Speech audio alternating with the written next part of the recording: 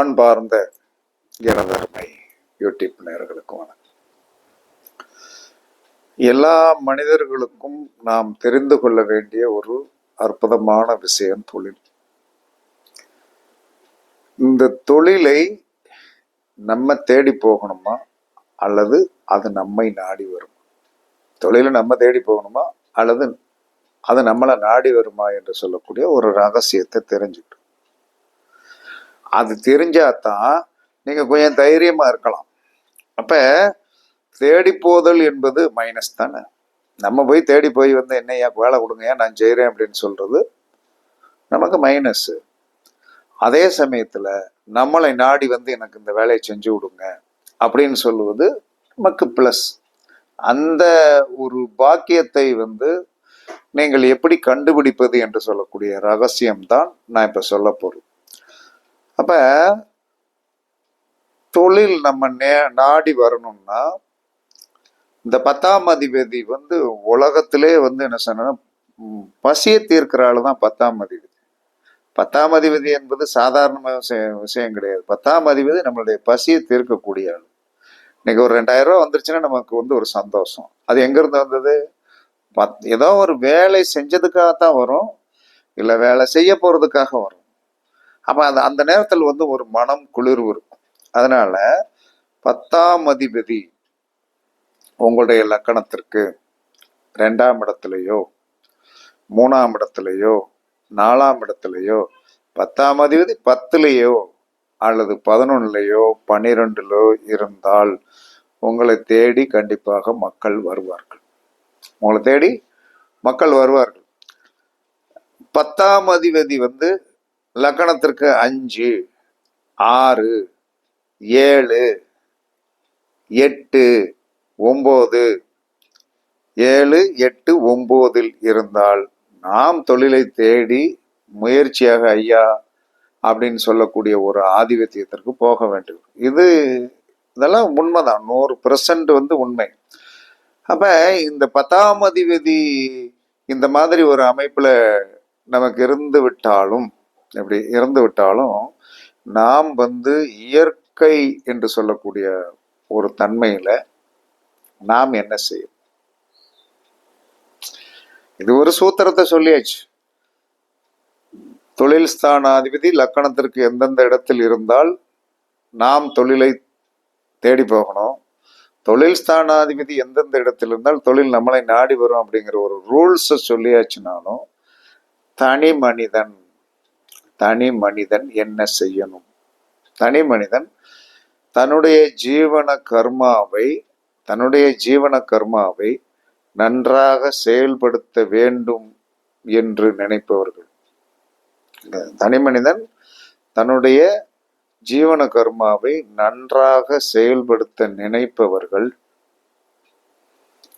உங்களுடைய 10ஆம் பாவத்தையும் 6ஆம் பாவத்தையும் இணைக்கணும். 10ஆம் பாவத்தையும் 6ஆம் பாவத்தையும் எப்படி இணைக்கிறது? ஏன்னா 6ஆம் பாவத்திற்கும் 10ஆம் பாவத்துக்கும் ஒரு தொடர்பு உண்டு. ஏன்னா 10ஆம் பாவத்திற்கு பாக்கியஸ்தானாதிபதி யாருன்னா 6ஆம் பாவம். 6ஆம் பாவத்திற்கு பஞ்சமாதிபதி யார் என்று சொன்னால் 10ஆம் பாவம்.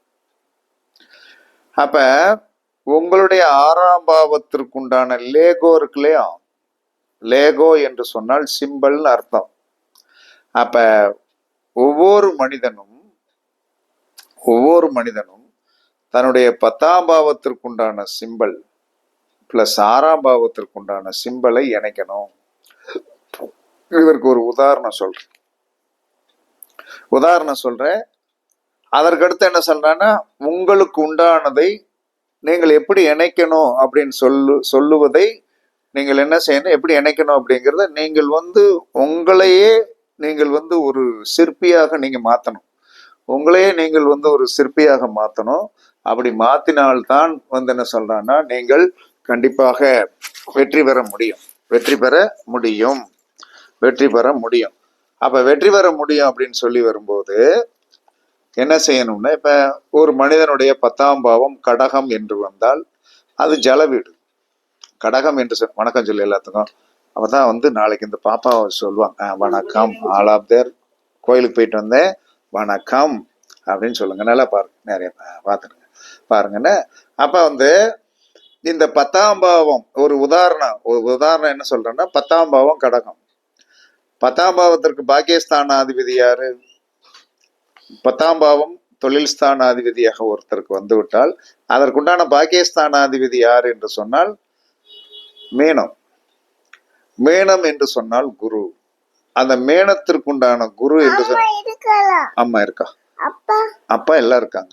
அப்ப மேனத்திற்குண்டான அந்த குரு வந்து என்ன செய்ய பார்க்கணும், தாத்தா பேசணும். அப்ப இந்த மேனத்திற்குண்டான குருவுக்குண்டான கலர் என்னது? மஞ்சள் கலர்.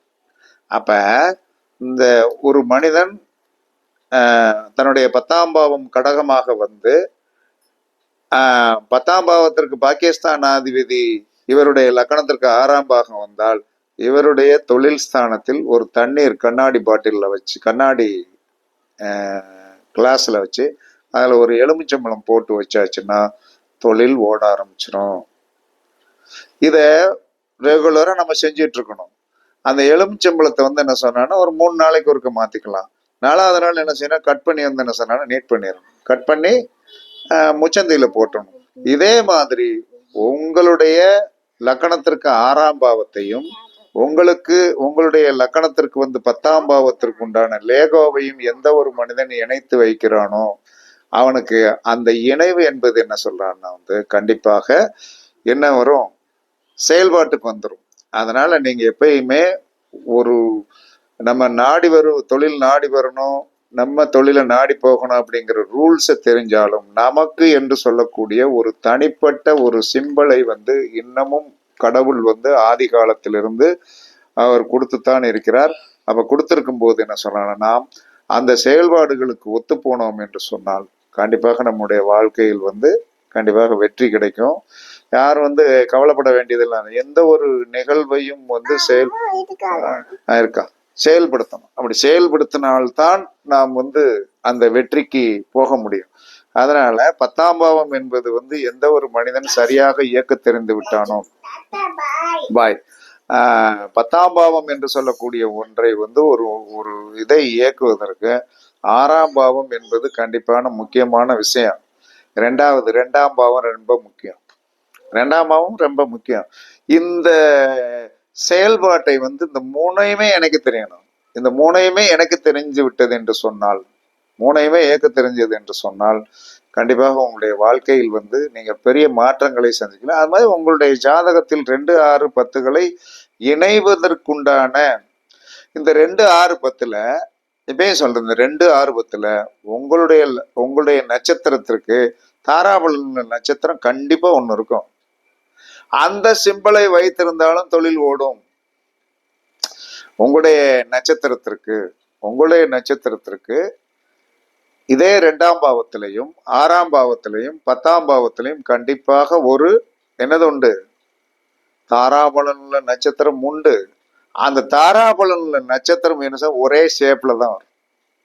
ஒரே ஷேப்ல தான். சனியோட நட்சத்திரமா சனிதான். அப்ப சனிக்குண்டான ஆதிபத்தியமுடைய சிம்பல்கள் என்ன? சனிக்குண்டான ஆதிபத்தியமுடைய சிம்பல்கள்னா பாதரட்சை தான். பாதரட்சை. அதே மாதிரி ஒவ்வொரு கிரகத்திற்குண்டான சிம்பல்கள், நீங்கள் நட்சத்திரங்கள் எடுத்தாலும் அந்த நட்சத்திரத்துக்குண்டான காரகத்துவம் என்று சொல்லக்கூடிய ஒரு ஆதிபத்தியம் உடையது கிரகங்கள் தான். ஒரு நட்சத்திரம் இயங்கவே நட்சத்திரம் வந்து என்ன சொன்னா கிரகங்களுக்கு வந்து அந்தந்த கிரகங்களுக்கு இப்ப சனி வந்து எனர்ஜி வாங்கணும்னா பூசத்திட்டையும் அனுசம் உத்திரட்டாதிகிட்ட வந்து எனர்ஜியை வாங்கிக்கிடுவார். அப்ப எல்லா மனிதனுமே 2, 6, 10 இருக்கின்ற நட்சத்திரத்தை வந்து நமக்கு தாராபல நட்சத்திரம் கண்டிப்பாக ஒன்று இருக்கும். அந்த கிரகத்திற்குண்டான இதை வந்து என்ன சொன்னா தானம் பண்ணுங்க. என்ன காரணம்னா இந்த 2, 6, 10 கூடைய இது வந்து எப்பயுமே ஒரு விதத்தில் ஆபத்தானது. 2, 6, 10 என்பது ஒரு ஆபத்தானது. அது தொழிலுக்கு மட்டும்தான் நன்மை செய்யும். மனிதனுக்கு லக்கணத்திற்கு வந்து என்ன சொல்ற நன்மை செய்யாது. ஏன்னா 2 கூடையவன் வந்து 2ஆம் இடம் என்பது 6ஆம் இடத்தோடு தொடர்புடையது. 6ஆம் இடம் என்பது 10ஆம் இடத்தோடு தொடர்புடையது. இது எல்லாமே பொருள்காரகத்திற்கு உண்டானது.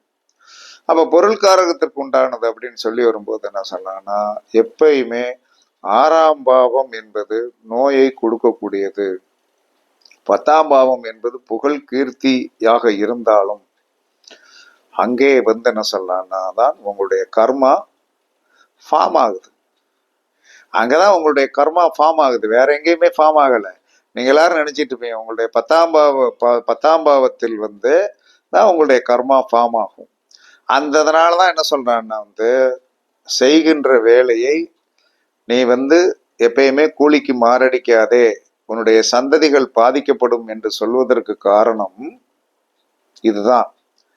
அப்ப நம்ம என்ன சொல்றோம்னா நம்மளுடைய தொழிலை நாம் நன்றாக மானசீகமாகவும் வாழ்க்கையில் நம்மளுடைய மனசாட்சிக்கு விரோதம் இல்லாமலும் செய்யணும். அதுல சத்தியம் இருக்கணும். ஏன்னா உங்களுடைய அந்த 10ஆம் பாவத்தில் இருக்கின்ற உங்களுக்கு தாராபலன் உள்ள நட்சத்திரம் நீங்க எந்த அமைப்புல வேலை பார்ப்பீங்கன்னு உங்களை சொல்லிடும். அதுல மாற்றமெல்லாம் கிடையாது. அப்ப 10ஆம் இடத்தில் என்ன சொன்னா உங்களுடைய லக்கணத்துக்கு 2ஆம் இடத்திற்கு உரியவர். அதுல உங்களுக்கு சாதகமான நட்சத்திரமாக ராகு விட்டால் நீங்கள் நம்பர் 2 பிசினஸ் தயவு செய்து பண்ணிடாது. ஏன்னா அதுக்குண்டான சூழ்நிலைகளை உருவாக்கும்.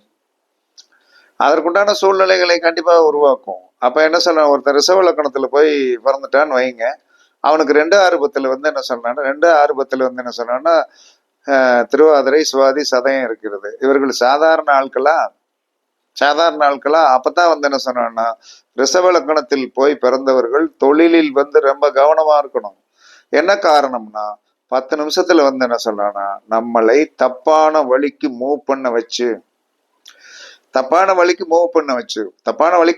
வச்சு அதுல நம்ம பேரை அசிங்கப்படுத்தி விட்டுரும். அதனால கவனமாக இருக்கணும். எந்த ஒரு மனிதனுக்கு 2, 6, 10 2/10 சனியோடைய நட்சத்திரங்கள் உங்களுக்கு 2/10 தாராபலன் உள்ள நட்சத்திரமாக வந்துருச்சுன்னு வைங்க, என்ன செய்யும்? கண்டிப்பாக சத்தியத்திற்கு கட்டுப்பட்டு மனசாட்சிக்கு பயந்து வேலை செய்யணும்.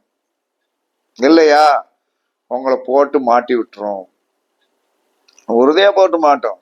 நியாயமா இருக்கணும். அந்த நியாயத்திற்கு புறம்பாக சனி, இதுல பெரிய டேஞ்சர் யாருன்னா ராகும் சனி தான்.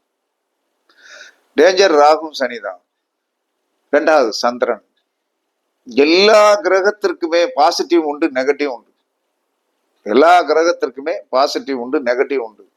அதுல நீங்கள் தாராபலன் உள்ள நட்சத்திரம் எடுத்துக்கிடுங்க. அந்த தாராபலன் உள்ள நட்சத்திரத்திற்கு உண்டான கேரக்டர், சரியான கேரக்டரை பிடிச்சுக்கிடுங்க. அதோடைய நெகட்டிவ் கேரக்டரை தயவு செய்து விட்டுருங்க. ஏன்னா அது உங்களுடைய சந்ததிகளை பாதிக்கும்.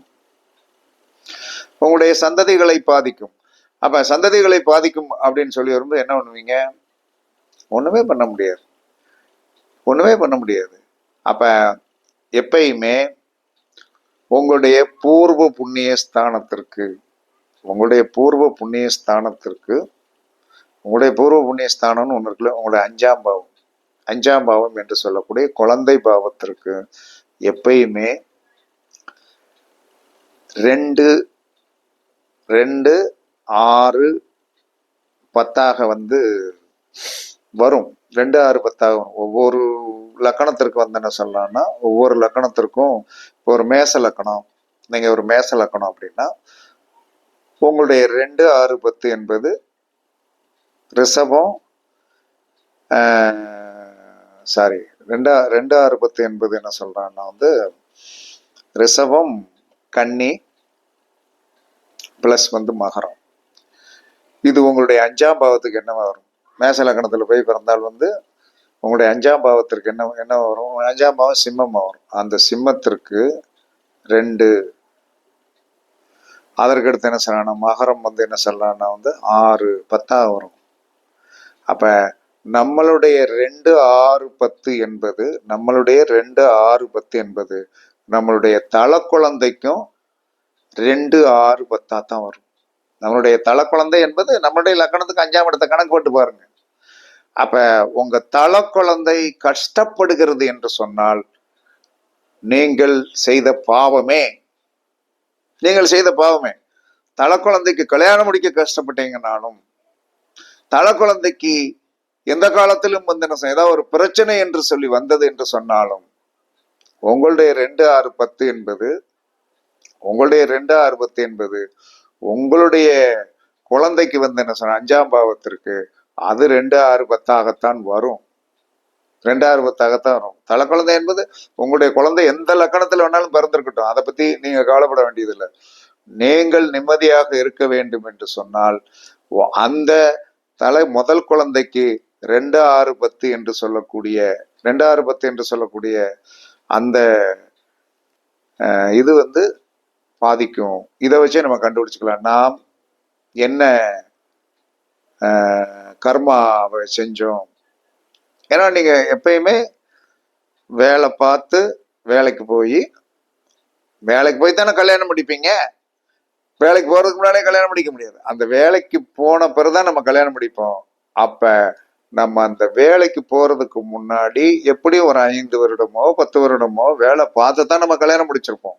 அப்ப நீங்கள் அதுல சரியாக இருந்தீர்கள் என்று சொன்னால் தலை குழந்தை கஷ்டப்படாது. ஏன்னா அப்ப அந்த ஜீன் உருவாகும். அப்ப ஜீன் உருவாகிறதெல்லாம் நம்மளுடைய செயல்பாடுகளை வச்சுதான். நம்மளுடைய செயல்பாடுகள் சார்ந்த விஷயம் இல்லாமல் இருக்காது. அப்ப நம்மளுடைய லக்கணத்துக்கு 2ஆம் இடம் உங்க குழந்தைக்கு 10ஆம் இடமாக வரும். நம்மளுடைய லக்கணத்திற்கு 2ஆம் இடம் உங்க குழந்தைக்கு வந்து என்ன சொன்னா 10ஆம் இடமாக வரும். நம்மளுடைய லக்கணத்திற்கு வந்து 6ஆம் இடம் உங்க குழந்தை முதல் குழந்தைக்கு 2ஆம் இடமாக வரும். நம்மளுடைய 10ஆம் இடம் வந்து உங்க குழந்தைக்கு 6ஆம் இடமாக வரும். பல கணக்கு போட்டு பாருங்க. இதெல்லாம் வந்து ஒரு சிந்தனை என்று சொல்லக்கூடிய ஆராய்ச்சி. அப்ப எந்த ஒரு மனிதனுக்குமே நமக்கு 2, 6, 10 என்பது குழந்தைக்கு வந்து என்ன சொல்றான்னா வந்து 2ஆகவும் 6ஆகும். நம்மளுடைய 6ஆம் பாவம் குழந்தைக்கு 2ஆம் பாவம், நம்மளுடைய 10ஆம் பாவம் குழந்தைக்கு 6ஆம் பாவம், நம்மளுடைய 2ஆம் பாவம் நம்மளுடைய குழந்தைக்கு 10ஆம் பாவம். கவனமாக டீல் பண்ணணும். வாழ்க்கையில வந்து சாதாரணமான ஜோதிடம் கிடையாது, அற்புதமான ஜோதிடம். இதெல்லாம் விளக்குவதற்கு வந்து கொஞ்சம் திங்கிங் வேணும். என்ன மேல முடிஞ்ச வரைக்கும் விளக்கிட்டேன். தொழில் நம்மளை தேடி வருமா, நம்ம தொழிலை தேடி வருமான்னு சொல்லிட்டேன். ஆனால் ஒவ்வொருவரும் உங்களுடைய 2, 6, 10 பாவங்களை இயக்க கற்றுக்கொள்ளுங்கள். அதில் சத்தியத்தோடு இருங்கள். அதில் இருக்கிற தாராபலனுடைய நட்சத்திரத்தை வந்து சத்தியத்திற்கு பயன்படுத்துங்க, நல்லா பயன்படுத்துங்க. உங்க குழந்தைகள் வந்து உங்க கண்ணு முன்னால ஜே ஜே ஜே ஜே ஜேன்னு இருப்பாங்க. நான்லாம் இதை ஏன் சொல்றேன்னா, நான் முதல்ல ஃபாரஸ்ட் டிபார்ட்மெண்ட்ல 1/4/86 ஜாயின் பண்ணேன். என்ன மாதிரி அவ்வளவு அற்புதமாக வேலை பார்த்தேன். நல்லா வேலை பார்த்தேன், சூப்பரா வேலை பார்த்தேன். நான் கடைசி வரைக்கும் ஹானஸ்டா வேலை பார்த்தேன். ஆனால் எனக்கு விழுந்த அடின்னா, நான் எப்பயுமே ஆக்டிவேஷனாக இருக்கின்றவன் அரசாங்க வேலைக்கு லாயக்கு கிடையாது. ஆக்டிவேஷனா இருக்கிறவன் அதிகாரியாவ போயிடணும். அதிகாரியா போனாலும் வந்து என்ன சொன்னா வந்து அவனாலே ஆக்டிவேஷனா செயல்பட முடியாது. அப்ப நல்ல ஆக்டிவேஷனா செயல்பட்டு காயப்படுத்துவாங்க. அதாவது பிரில்லியன்ட்டுக்கு அரசாங்கத்திற்கு மதிப்பு கிடையாது. பிரில்லியன்டானவனுக்கு அரசாங்கத்துல மதிப்பு கிடையாது. ஆனால் அதனால் தான் ஆனா வேற வழி இல்லை. கல்யாணம் ஆயிப்போச்சு. 27 வயசுல கல்யாணம், 86ல வேலைக்கு போய் வந்து என்ன சொன்னா 91ல கல்யாணம் ஆயிப்போச்சு. முதல் குழந்தை பெண் குழந்தை. எனக்கு அந்த குழந்தை ஜாயின் பண்ண டேட்டு, ஒரு அதிகாரியாக ஜாயின் பண்ண டேட் 15/6/2015. ஏன்னா நான் சாதாரணமாக அரசாங்கத்துக்குள்ள போனேன். அந்த குழந்தை வந்து என்ன சொன்னா ஏசி ரூம்ல உட்காரக்கூடிய அசிஸ்டன்ட் மேனேஜரா போச்சு ஃபர்ஸ்ட். அப்பதான் நான் பட்ட வேர்வை தண்ணீர், நான் பட்ட கஷ்டம் எல்லாம் வந்து என்னது யாருக்கு கிடைத்தது? என்னுடைய மூத்த குழந்தை கிடைச்சு. இதெல்லாம் வந்து என்ன சொன்ன, ஏன் வந்து இது வந்து பெருமை என்பதை ஒரு சிலர் சொல்லுவீங்க. இது பெருமை அல்ல, நம்மளுடைய குழந்தை நம்ம கண் முன்னால, நம்ம சாதாரணமாக உத்தியோகத்திலிருந்து மேல வந்தவங்க. ஆனால் ஒரு குழந்தை முதல்லயே மேன்மையான ஒரு உத்தியோகத்துக்கு ஒரு அசிஸ்டன்ட் மேனேஜரா ஸ்டேட் பேங்க்ல போய் ஜாயின் பண்ணும்போது எவ்வளவு பெருமையாக நாங்கள் என்னுடைய மனைவியும் நானும் சந்தோஷப்பட்டிருப்போம் என்பதை பார்த்து கொள்ளுங்கள். இன்றும் என்னை விட அது காணஸ்டா இருக்கும். என்ன காரணம்னா, நான் சொல்லி கொடுத்தது தான். நல்லா வேலை பாரு, ஓம் பிள்ளை நல்லா இருக்கும். இது சாஸ்திர உண்மை. பரிச்சித்து பாருங்கள். நீங்களும் அப்படி இருக்கணும், நல்லா இருக்கணும், உங்க பிள்ளைகள் நல்லா வரணும். யாரையும் என்ன சொன்னா தப்பாக கமெண்ட் பண்ணாதீங்க. உங்களுக்கு பிடிக்கலையா நகர்ந்து போங்க. அதான் ஜோதிட உண்மை. பரிச்சித்து பாருங்கள். நீங்கள் செய்கின்ற மைனஸ் உங்க பிள்ளைகளுக்கு தான். அதுல எந்த மாற்று கருத்துமே கிடையாது. நீங்கள் செய்கின்ற கர்மம் உங்க பிள்ளை முதல் குழந்தைய பாதிக்கும். இதை எல்லாரும் புரிஞ்சுக்கிடுங்க என்று கூறி, தொழிலில் இவ்வளவு ரகசியம் இருக்கிறது என்று கூறி, உங்களிடமிருந்து விடைபெறுவது சிபி பாறை ஜோதிடர் சாதி ராகவன் ஜெயபாலாஜி. சுகமே சொல்க, சுகமே சொல்க. வாழ்க வளமுடன், வாழ்க வளமுடன். வணக்கம்.